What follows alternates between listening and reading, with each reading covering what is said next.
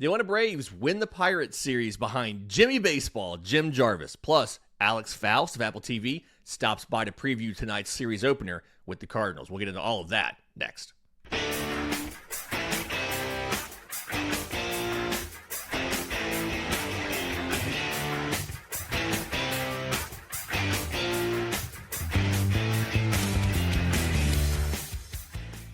Yes, welcome on in to Braves Today, a production of the Believe Podcast Network and presented to you by FanDuel. I'm your host, Lindsey Crosby, author of the Braves Today newsletter over at bravestoday.com.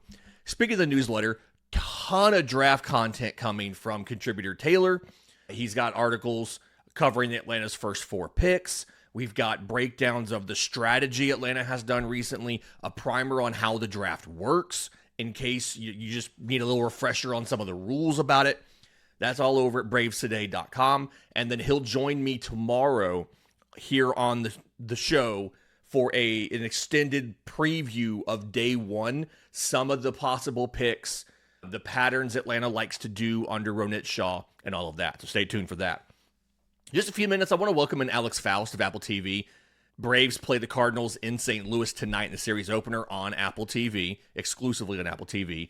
And those folks are great enough to always give us a few minutes whenever the Braves are on there to preview the matchup, talk a little bit about the national perspective of the Braves. So I think you're going to find that really useful. But before we do that, let's talk about yesterday afternoon's 10-5 win over the Pirates to win the series 2-1. Because this was a really interesting game from the perspective of it felt like both teams had a bunch of chances to cash in runs and just didn't consistently do it. And this is a 1-run game in the 9th inning. Like, the Braves had Raisel Iglesias up and starting to throw to get ready to come in a 1-run game and get the save until they break it open in the 10th thanks to a grand slam from Mike Yastrzemski. But some of the takeaways from that game I want to talk about. There's some good, there's some bad. And I'd say do the compliment sandwich. There's only one bad, but there's one bad thing, or there's one good thing. Technically 2 if you count the Yastrzemski grand slam, but really I want to talk about Bryce Elder. I want to talk about Austin Riley. And in the middle, I want to talk about Jim Jarvis, Jimmy Baseball. All right, so let's get to Elder first. Elder only goes 4 innings in this game. 5 hits, 4 runs, 3 of those were earned. There was an error in there on Drake Baldwin for catcher interference. 2 walks, 3 strikeouts. So, not great numbers, but on its face, not terrible, right? Not awful. But all of those runs score via homer. And so that's the kind of thing where if you give up 3 home runs and you only allow 4 total runs, it feels like there's a lot of luck involved in that. And we've talked a lot. I did it yesterday on the scouting report. We've written about it. We've done a lot of talk about how Bryce Elder has been struggling to figure out what is going on, right? He's made the velo was down in his last start. That didn't get better yesterday. His 4-seam fastball it got a little bit better. His 4-seam fastball was close to its yearly average. It was still technically down a little bit. He's changed his pitch mix. In the month of June, he was throwing the sinker a lot more. He had gone back to the old Bryce Elder of sinker slider, and that was what he was doing in the month of June. Whereas before that, he was throwing the 4-seam a lot more. He was throwing the changeup a lot more.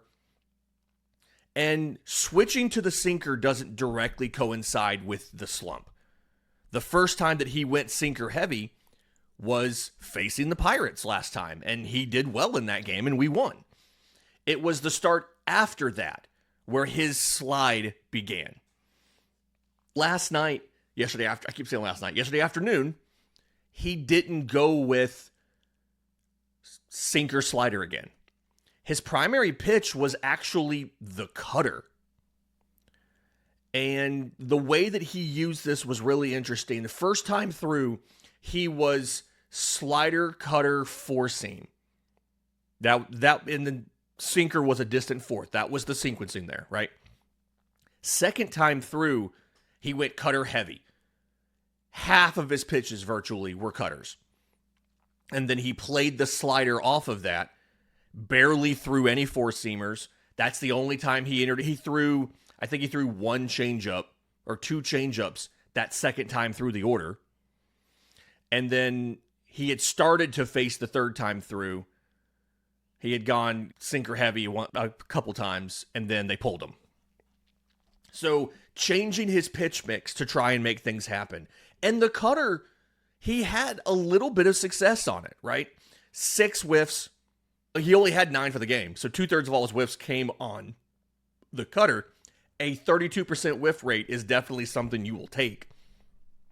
It took 19 swings to get it, though. So of those 19 swings, 6 whiffs, 2 called strikes. I guess, no, I'm sorry. The called strike wouldn't be part of the swing. Of the 19 swings, 6 whiffs, 4 balls put into play, 9 foul balls. And the thing with a cutter, it's usually not a very strong whiff pitch if it's in the zone. The way that you want to use a cutter is you want to be throwing it. The idea is either you want to aim it for the center of the zone and let it come in on a guy's hands. If you need a strike, let them think they're getting a middle cookie and it breaks it on their hands. Or if you aim it towards the inside part of the zone and it breaks out of the zone towards them, and you end up getting either weak contact on the on the neck of the bat, or they swing and miss. And that approach was working with the cutter. He had a 75% chase rate on the cutter. 91% of his cutters were strikes. So he zoned it a lot, but he also got them to swing at it when it was coming out of the zone towards them and not making great contact. So that worked. The slider, I felt like maybe lost a little bit of effectiveness yesterday. And this is the thing we've talked about before when it comes to cutters and sliders, because there's a lot of similarity there. What I don't know, so I guess here's what we do know and what we don't know about the slider. So 3 whiffs and 13 swings, 6 were put into play, so 4 foul balls. He gave up 3 hard hit balls on the 6 batted balls. 2 hits, right? The velocity of the slider was up from an average of 83 to almost 85 miles an hour. And longtime listeners will know I'll talk about a gyro slider. The magic number is 85 miles an hour. Once you hit 85 miles an hour, it's really hard to have a bad gyro slider unless your locations are atrocious. I don't know if the velocity increase on the slider was intentional or if it was accidental, right? Was it a side effect of you're throwing a cutter, and there's some bleed between those 2 pitches? Or was he intentionally trying to ramp the velo on the slider? Because what it did was it changed the movement profile of the slider. The horizontal movement's the same. The cutter and the slider have the exact same horizontal movement, right? 2 to 3 inches of horizontal break. The real difference in them is the velocity and the vertical drop. And so he lost a little bit of that drop when he ramped the velo up. I'm trying to figure, again, we don't know, was he intentionally throwing it harder? Was it accidental? But the cutter, most pitchers who throw cutters can't throw them as hard as their regular fastballs. So yesterday for Elder, 92.4 on the 4-seamer, 91 on the sinker, 89 on the cutter. So when he ramps up the velocity on the slider from 83 to 85, the velocity difference there isn't as pronounced as you would like. Think of it like a changeup, right? And I'm not saying it has to be this big, but ideally a changeup sits around 8 to 10 mile an hour slower than your fastball. And I'm not saying the slider and the cutter have to be that different, but getting more than 4-mile-an-hour difference in those two pitches, I think, is usually pretty important, and he didn't have it yesterday. So, pros, he's trying different things, right? They're trying to make adjustments to figure out get him back to being effective. Cons, it's possible that some of these changes are taking away the effectiveness of his other pitches. And we've got to get more information to figure out if that's true or not, right? I will also say this, though. Drake Baldwin did not help him, right? There was a situation with the catcher's interference where a runner got on, and then after that, a home run meant it was a 2-run home run and not a solo shot, and that's why the error's in there, and that's why the unearned run's in there. And there was also some situations in the third inning. He gives up back-to-back home runs to Brian Reynolds and Esmeralyn Valdez, right? So the number 3 and number 4 hitters. And Reynolds, and you have to execute your pitch, right? He throws Reynolds a middle slider, right? That's a problem. The pitch before was a 2-2 cutter that was just absolutely dotted. Fantastic location, down and in, catches the edge of the zone. It's called a ball. Baldwin doesn't challenge it. The next pitch is a mistake hit for a home run. In a perfect world, and I know that Elder can challenge as well. The Braves pitchers are very clearly coached to not challenge pitches. You saw Austin Thomas, the AAA guy, do it when he came in behind Hurston Waldrop, and he got scolded for it because he was way off. It's very clear that pitchers are told not to challenge. Let the catcher do it. Baldwin doesn't challenge. They don't get the strikeout. Reynolds gets a homer on the next pitch. And then after that, Esmeralyn Valdez gets a slider that's in virtually that exact same spot, little bit farther inside, but virtually that exact same spot to open the next at-bat. They're just going to that same location. And Valdez gets it for a home run there. I'm blaming that one on Elder. I'm not blaming that one on Baldwin. But the point is, we've seen some game calling issues, like some pitch calling issues from Baldwin in this series. He did have, I want to say it was either on Wednesday or Tuesday, he had an at-bat where he called 7 straight sinkers to the same batter. They just kept spamming the same pitch over and over. It's like somebody told Baldwin, hey, he struggles against sinkers. And so they just kept throwing it and kept throwing it and kept throwing it. And if I remember right, he got on base eventually. He eventually got one into play and it got past the defense or something. But a little bit of inconsistency on Drake Baldwin and some of what he's done. The big positive takeaway of this game for me, Jimmy Baseball, Jim Jarvis. He goes 3 for 5. He hits his first career home run in the majors, has a double. He ends up being a triple short of the cycle, batting from the number 9 hole. Also has a really good defensive play late. He shaded up the middle. Obviously, he's just on the shortstop side of second base. He's not across the middle because you can't be. But when the ball's hit, he's moving to his left. So he's on the second base side of the bag. And behind it, when the ball gets there, he snags the grounder, beats the runner to the bag. So his momentum's taking him towards home plate. And he fires a strike, like an off-platform strike to first to get the double play. Fantastic defensive play. And the thing with Jim Jarvis, I've been very impressed with the defense, how defensively sound he's been. He had a great relay throw the other day, came home almost 95 miles an hour on a line. He's been able to get to balls in the hole. I don't ever think he's going to be a plus offensive player, right? Yesterday's home run notwithstanding, he doesn't have the offensive profile of a guy that's just going to bat 5th for you or anything like that. But it's like the conversations we used to have with Orlando Arcia and the conversations that we briefly had with Nick Allen. If the rest of the offense is hitting, this is pretty fine for a number 9 hitter. You can live with this as a number 9 hitter if the rest of the offense is hitting. So, really impressed with what I saw from Jim Jarvis yesterday. Thought he was fantastic. Austin Riley goes over 5, 4 strikeouts. I don't have a lot here other than my goodness. Every time we think he's turning a corner, he does not. And it was sweepers. It was sweepers just like we've seen over and over again that were the bugaboo for Austin Riley yesterday.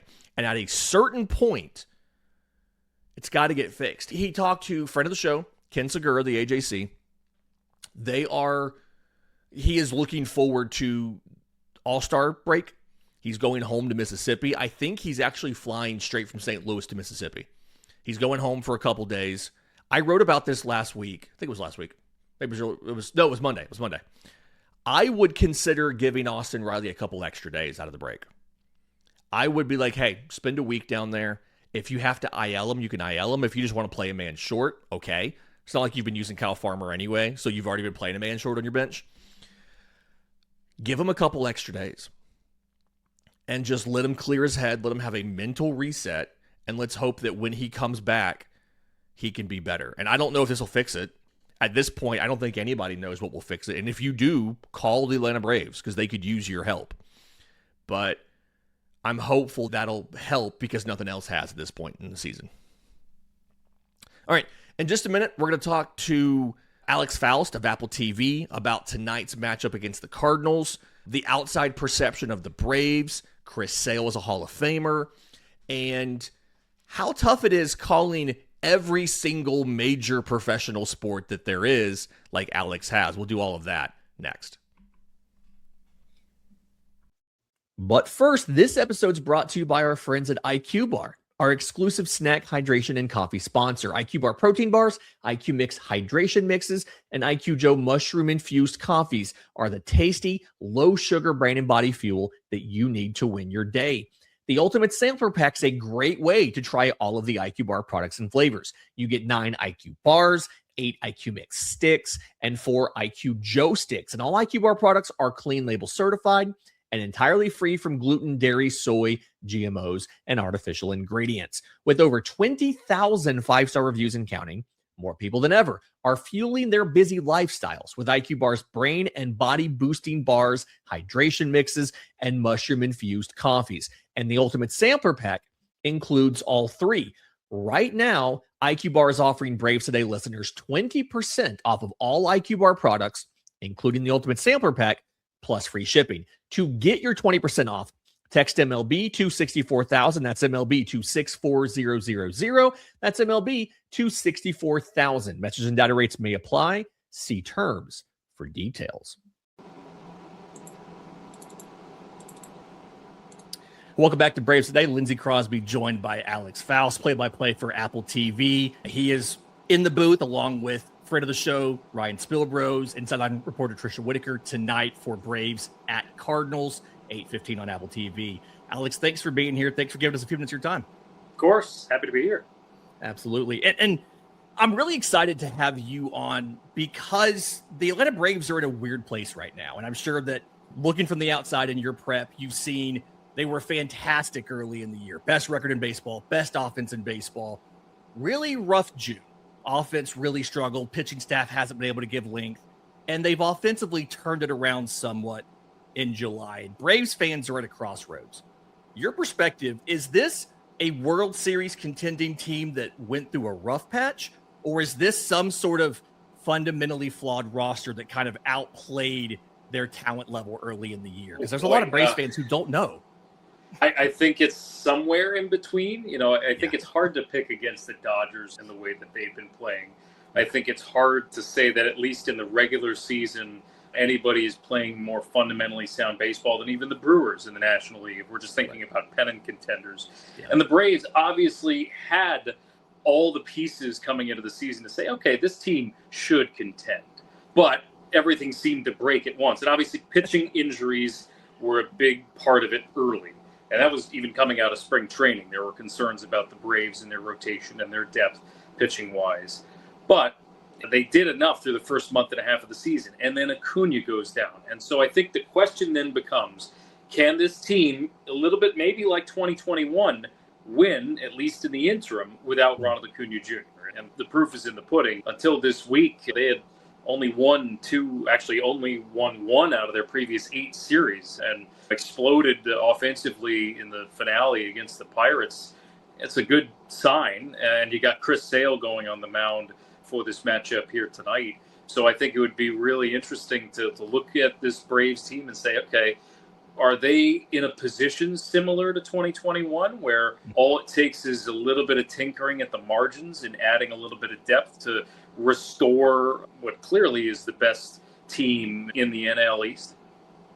Yeah, that's the million-dollar question I think Braves fans have, and it's something we're just going to have to wait to find out over the next month before the trade deadline. Pivoting to the Cardinals a little bit, they've really outperformed expectations entering the season.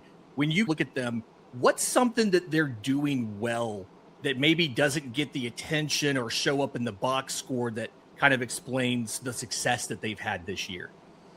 I think they're playing together as a team. I've done a couple of their games, both with Apple TV and for TBS, and you just get the vibe when you walk around the clubhouse and you see the guys chatting with one another. There was even an example in the game, I want to say it was Wednesday night, where there was a throwing error from Mason Wynn at short.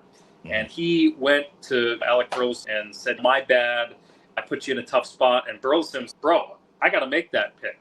Yeah. And it's that kind of connected vibe that you get, that this team, they all have each other's backs. You even watch them during warm-ups and they're laughing, they're joking. It doesn't matter that they've been on a bit of a skid here the last little while. They're enjoying their time at the ballpark. And this front office made some bold choices by, I don't want to say tearing it down, because they were already in the process of moving on from some older players. And Chaim Bloom taking over as the lead baseball officer for the Cardinals really, I think, put his stamp on the team by pushing some well-known stars out the door in the offseason, but with the understanding that these kids are going to take this team now. It's their turn. Jordan Walker is having a tremendous season. He's the headliner, obviously, but Burleson, would anybody have picked that Burleson is in contention to lead the National League in RBIs? I think that's been a big key for them as well. And then the pitching. This is not a staff that has a headliner at all. And Dustin May certainly I think, is probably the biggest name of everybody there right now, but you look up and down. I've just got here in my notebook, Liberatore is struggling a little bit. McGreevy has been phenomenal all season long. Yeah. May, he stayed healthy. Andre Palante has perhaps been the best story of them all with the year that he's put together. So there are stories from this St. Louis team that fly a bit under the radar. I don't know if as they're constructed right now, whether this is a team that can make a deep playoff run. But I don't know if necessarily that's where they're at right now in the cycle for this team and the youth that they have. This is one of the youngest teams, if not the youngest team in baseball right now. And the Braves are conversely one of the oldest teams in baseball. And a lot of that comes guys like Chris Sale, they're in the rotation, obviously pitches tonight. When you have been doing these national games, what's the impression you get of the state of pitching in the league right now? Because I think we look at guys like Justin Verlander just announced he's retiring, and the consensus was that was the last opportunity we probably had to get a 300-game winner in baseball for a while. I think the consensus is Chris Sale is going to be a Hall of Famer despite not having the numbers. Is that just that's the way pitching is now? We're just never going to get back to having those gaudy numbers that Braves fans know all too well from the big three in the 90s? It's a different game. I think that's the feeling around baseball, is that it's not the same game as it was years ago. You think about baseball, let's go back 50 years, the 1970s.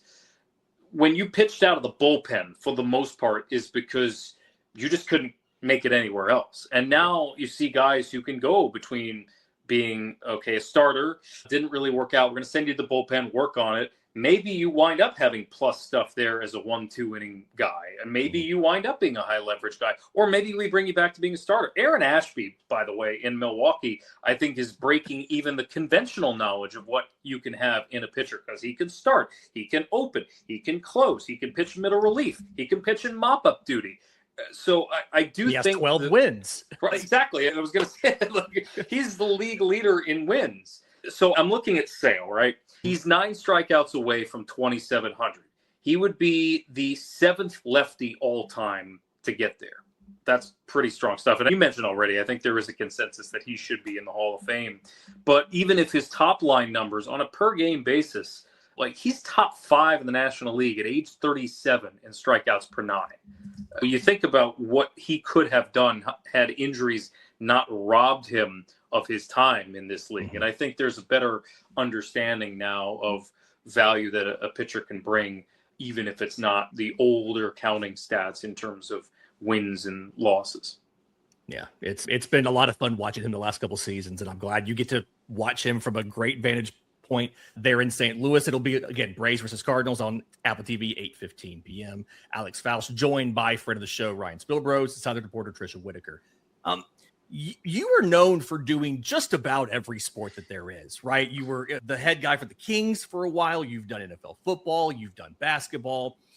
How have preparing for one specific sport, how does that sometimes inform the coverage and the way you call games for other sports? Like, I'm sure that it's still a game. There's still commonalities. How does it bleed over between sports? At the end of the day, we're trying to tell a good story. Yeah. We're trying to entertain. And all the while, we're trying to cover the game. As you mentioned, I've had the good fortune of doing a lot of different things, but the fundamentals around how to deliver a clean broadcast, I don't think change regardless of the sport that you're doing. And it helps that on, let's say, Grand Slam tennis, I played tennis growing up. That was my sport of choice. I played baseball growing up. So those are the two sports that I probably have the most familiarity with, just having played them at a reasonable level. Hockey was actually the one sport that I had the least amount of knowledge until going to college, and then getting involved in college basketball and seeing how much fun it was to be a part of that environment. And then later with football, I think I've tried to learn each and every step of the way. And I've been fortunate enough to be in places that have enabled me to learn and grow on the job. You mentioned in Los Angeles with the Kings, and that was the opportunity of a lifetime to essentially early in my career take the reins with an NHL job. But at the end of the day, I think if I show up to a game prepared to tell these stories that need to be told and have a background that's rock solid, I hope that we are, especially with Apple TV on Friday nights, I hope that we're showing up and being as informed about these teams as your local announcers. We never will be, but I would hope that for one game only, we can be on top of everything that we need to be on top of. And I've noticed the Apple TV broadcast that you guys, both crews, are really well prepared and really have a good sense of the teams. When you're prepping for that kind of once a week game, the 36, 48 hours before the game, what's that process look like? And how are you balancing being there for the diehard fan who's going to watch 150 and being there for the casual fan who maybe gets one or two a week? How do you prep with those two audiences in mind? Well, I think from that standpoint, the prep begins early in the week. I have a one-day weekend on Sunday, because Saturday is almost always a travel day. Yeah. And then Monday I get going on reading clips from the teams that we're going to be covering that Friday. MLB, they do a great job in aggregating a lot of the game notes from around the league and what the teams put out. So I'll read through those, and then I'll go dive into the numbers a little bit and see if there's anything in my notebook that might have changed the last time that I've seen a team. Are there transactions that are noteworthy? We are fortunate that we have a staff that helps us with research and points us in the right direction, but it's up to us to do our homework, to read what the local papers are saying, to read what some of the bloggers are saying, to read stories that are on MLB.com. Yeah. That's the basic stuff. And then we get together on a Wednesday. Actually, we have a conference call every Wednesday to go through, okay, what do we think about each team? And everybody is asked to bring a take to the table. Okay, what do we think about the Braves and their chances, right? Similar question to what you were asking. What do we think about the Cardinals, how young they are? Do they have a shot? What do they need to do? And we'll never come on air on a Friday with a hot take to say, oh, we believe XYZ about this team, but it helps inform the direction of, okay, we can tell a story around the Braves and their pitching injuries. They're going to get healthier over the second half. And I can then ask an open-ended question to the analyst. What do you think about the Braves and where they're at? Or what do you think about the Cardinals and what they might want to be doing at the trade deadline? What have you interpreted based on their season so far? I would hope that as we get to Friday, we walk into a meeting with a manager pretty much knowing all the top-level stories. And then it's up to us to find something new. So to your point, even a casual fan who's watched for 150 games out of the 160, or I should say a diehard fan who's watched for 150 out of the 162, a casual fan might be interested in the top level stories. What's going on with these two teams? Then we want to pull something out of our meetings with a manager to say, okay, what's something just a layer deeper that even somebody who's watched all year might not know? And then hopefully we blend it all together come game time. Yeah, and it's obviously a very talented crew between you and Spilly and Trisha and then the production staff behind you guys. We really enjoy those broadcasts. Wrapping up here with Alex Faust, play-by-play guy for Apple TV. Again, tonight, 8:15, Braves versus Cardinals. It's Alex, Ryan Spilbrush, Trisha Whitaker on the call.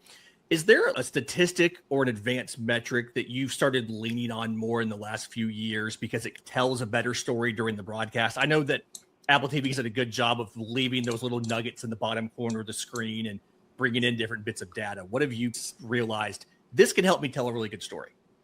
This might surprise you. I hate analytics sometimes. And even though I'm on the younger side, I find that it just gets so into the weeds. Statistic I actually hate more than any other, and this is going to cause some people to say, what in the heck are you talking about? I hate wins above replacement. It might be fine directionally, and I understand the desire to try and compare players across eras, express who is the best in baseball. I can't stand it. And whenever we put it on the screen, I try my best to avoid diving into referencing it because I can't explain it. And if I can't explain it, how am I supposed to, with a straight face, tell the viewer that this is something really important? Again, directionally, totally get it. I totally understand what it's from. But I'd like to think that as active as our show is with replays and with graphics, that we, at the end of the day, are trying to tell a fully fleshed out story and not just relying on stats. The great thing about Baseball Savant, the great thing about Baseball Reference and Fangraphs and all these tools is that a fan can go and look up these things on their own. They don't need us to shove it down their throats. And that's my philosophy, at least, that if you really want to go on a deep dive in all these things, all these tools are available to you. But at the end of the day, if we're not weaving that into telling the story of the game, then we're not doing our jobs. Yeah, it's a very good perspective. And I think we've heard a lot of not broadcasters, but former players and things like that speak out about analytics. And I think you're able to elaborate and put words to, this is why sometimes it doesn't help tell the story. And that's what I was hopeful somebody could explain. So good job there. Final question for you. Has there ever been a game where your preparation turned out to be just completely useless because things fell apart in the first inning? Yes. It happens more frequently than you think.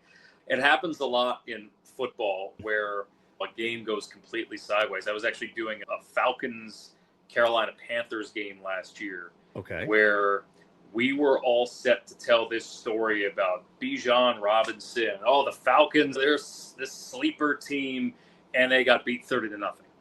And so we remember that game. We all remember that. In the middle of this game, luckily, having done a lot of prep on both teams, and we did have stories to tell, but by the end of it, we're like, what do we have left to say here? This is just a beatdown. This is not a fun, competitive game by any means. And we gave the flowers to the Panthers for that game, no doubt. But sometimes you throw up your hands and just say, it is what it is. Yeah. Braves versus Cardinals tonight, 8:15 p.m. on Apple TV. Alex Faust leading the crew. Alex, thanks for your time. Best of luck on the broadcast. Appreciate it.